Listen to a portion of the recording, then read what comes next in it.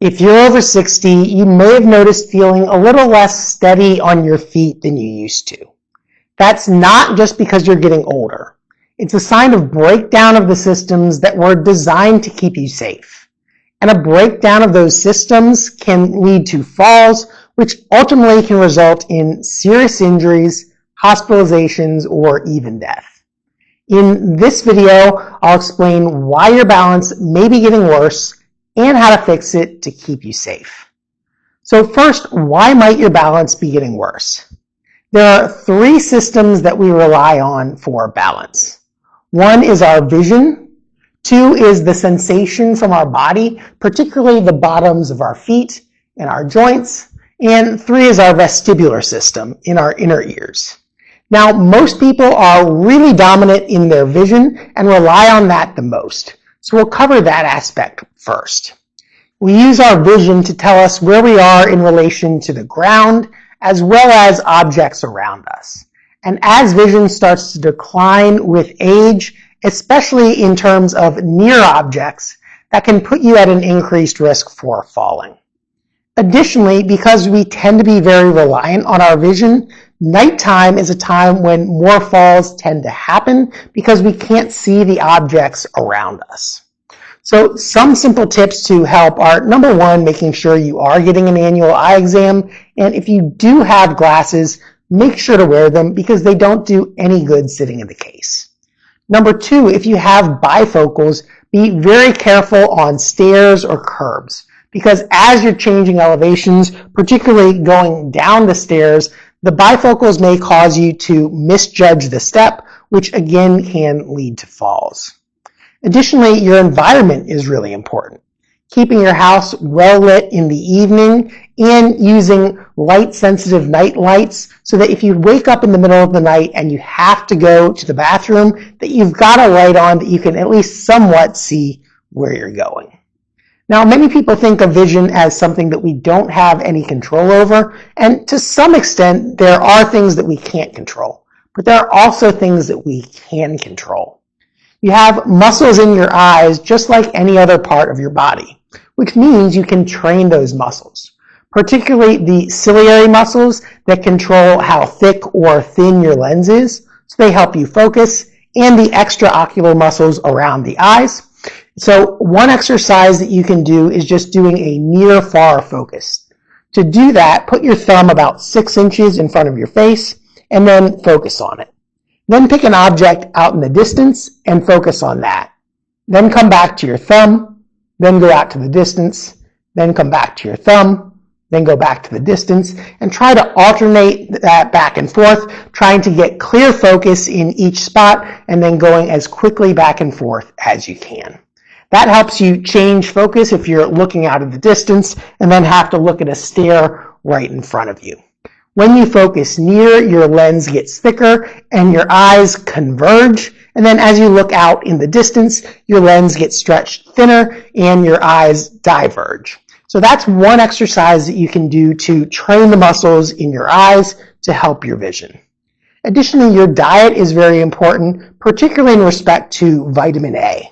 Vitamin A is a crucial component in rhodopsin, which is a light-sensitive pigment that helps us see better in dimmer light. Good sources of vitamin A in your diet are carrots, sweet potatoes, and green leafy vegetables.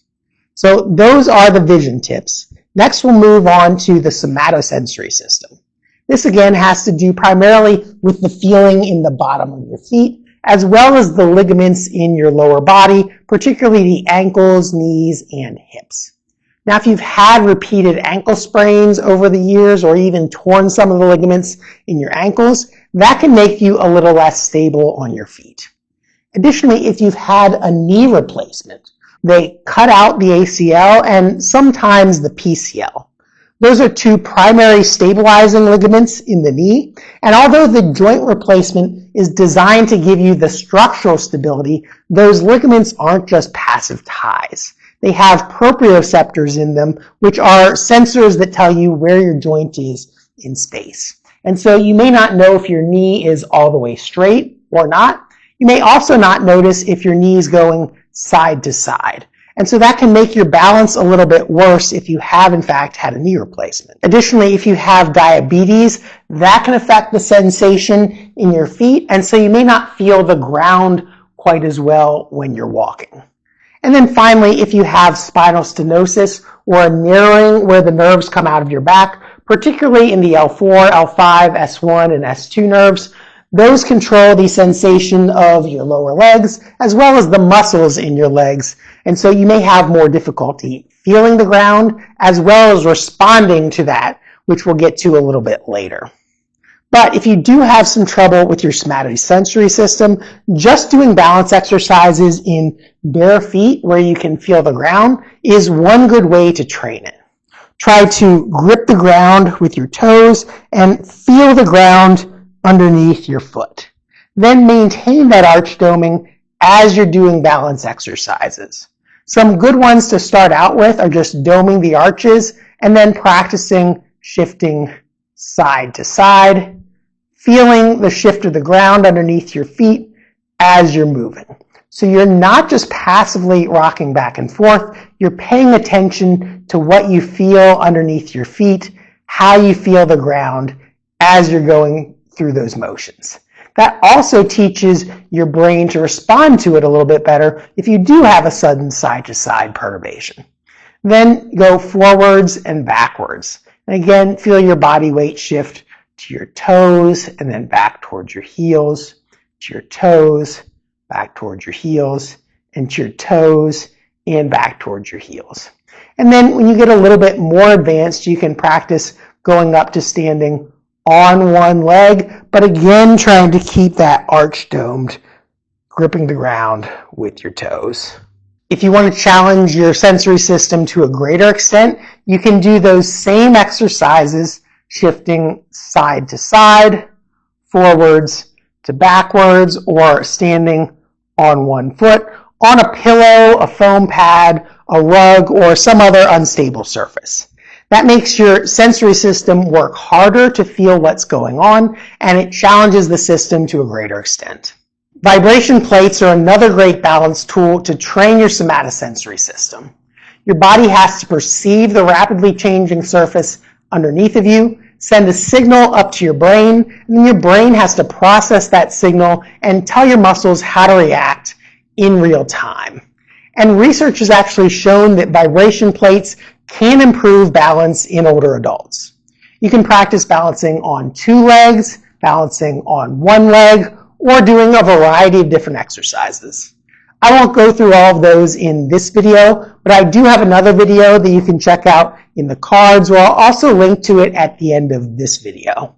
And if you'd like to check out this vibration plate for yourself, click the link in the description down below the video. Additionally, controlling your blood sugar is really important, particularly if you have diabetes or pre-diabetes. When your blood sugar is high, that can damage the nerves, particularly the smaller nerves in your hands and feet, and make it more difficult to feel the ground. And if you have difficulty feeling the ground from spinal stenosis, you want to avoid walking extremely upright. When you round your lower back out, even just a little bit, that opens up the spaces where the nerves to your legs come out and helps you feel the ground better, as well as helps the muscles respond better. And oftentimes, older adults are actively discouraged from doing this because they're told not to slouch or walk hunched back. And you don't need to walk incredibly slouched over, leaning forward on a cane, but if you try to walk excessively upright with your lower back arched, that can actually make the problem a little bit worse. The next system is your vestibular system, which is housed in your inner ears. This is probably the least common cause of balance problems, but interestingly, it's often one of the first ones that people think of, particularly if someone says that they're dizzy. I've had a number of times when patients have come in and told their doctor that they feel dizzy and were immediately given vestibular therapy. However, when I asked the patient if they had like a room-spinning vertigo, they didn't. They just said they felt a little woozy or unsteady on their feet. And oftentimes that's not caused by a vestibular problem. But the vestibular system tells you where you are with respect to gravity as well as head movements. And some ways to challenge your vestibular system are to give yourself some visual conflict. So one exercise is called the VOR times 1 exercise. That stands for vestibulo-ocular reflex. And what that is, as you turn your head, if your eyes were just moving with your head, it would look like the environment was moving or spinning around you. But we have a system, a reflex, that stabilizes our gaze as we're moving our head. So pick an object to focus on. It can be your thumb or a pen or pencil, but focus on that object and then keep your gaze focused on that object as you're moving your head back and forth. And just do that for about a minute or so. Now, if you do get dizzy, take a break. You don't want to cause yourself to fall or get woozy while doing that, but that's one way to challenge your vestibular system. Another way is simply just to practice balancing with your eyes closed. When you take out that visual system that we rely on a lot, it makes you feel a lot more unsteady on your feet because you're only relying on your vestibular system and your somatosensory system. To make it even more difficult yet, close your eyes while standing on an unsteady surface, making sure you're near a counter or you have a spotter while doing this, because even for someone like myself who has fairly decent balance, this is somewhat difficult because I can't see, I can't feel the ground really well, and so I'm only relying on my vestibular system. And then to make that even harder yet, balancing on one leg, eyes closed, on a pillow, and this is actually really quite difficult. So those were the sensory systems that control your balance, but we also have to talk about your muscles. Because when your brain receives that sensory information, it has to process it and then send out a motor response to your muscles to get them to react appropriately in real time. And a lot of the muscles that control your balance are in the foot and ankle, as well as in your hips, and particularly in your gluteus medius and gluteus minimus. Maintaining forward and backward balance isn't all that hard because when you're standing, your center of gravity is centered over top of your feet, whether you're standing on 2 legs or standing on 1 leg. But when you're standing on 2 legs, your center of gravity is right in between your feet. When you lift 1 leg up, the side-to-side balance goes off. And that relies heavily on your gluteus medius and gluteus minimus muscles, as well as the muscles in the foot and ankle. Now, like I mentioned before, those muscles are largely innervated by the lower lumbar and upper sacral nerve roots. So L4, L5, S1, and S2. And those are the ones that are most commonly affected with spinal stenosis. So like I mentioned before, you want to avoid hyperextension positions in your lower back. Try to roll your pelvis underneath of you and then just slightly bring your rib cage down. If you're not used to doing this, it's going to feel like you're really slouched over. And chances are you probably aren't, but just giving yourself that slight bit of relaxation, squeezing your glutes, squeezing your abdominals, will put your lower back in a better position where you can feel the ground better and activate the muscles better to respond to it. Now additionally, practicing standing on 1 leg, again doming your arch, squeezing your glutes, and then trying to co-contract, squeezing the glutes and arch muscles at the same time while trying to slowly lift the foot off the ground and keeping your pelvis level with the floor. So you don't want to see your pelvis drop down like that. You want to get a nice firm base of the foot, squeeze the glutes, pelvis level, slowly unload the other foot from the ground until you're standing on 1 leg. Now, if you need to hold on to something at first, be that a cane or a piece of furniture, a countertop, that's absolutely fine. Use as much support as you need to keep yourself safe and then gradually let off the support as your balance gets better. Now, ultimately, we need to translate that into motion because most falls happen when you're moving, not when you're standing in one place. But essentially, it's the same muscle groups, feeling the ground with your foot, arch doming, gripping the ground with your toes, activating your glutes, getting balanced over 1 leg, and then stepping. Feeling the ground, gripping the ground, activating the glutes, standing on 1 leg, stepping. Feel the ground, grip the ground, squeeze the glutes, stand on one leg, step.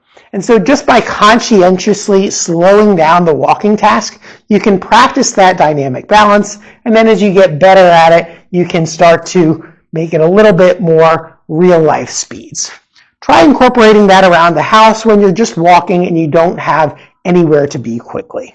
I wouldn't expect you'll do that every single step, every single day, but the more often that you practice it, the better your balance will get.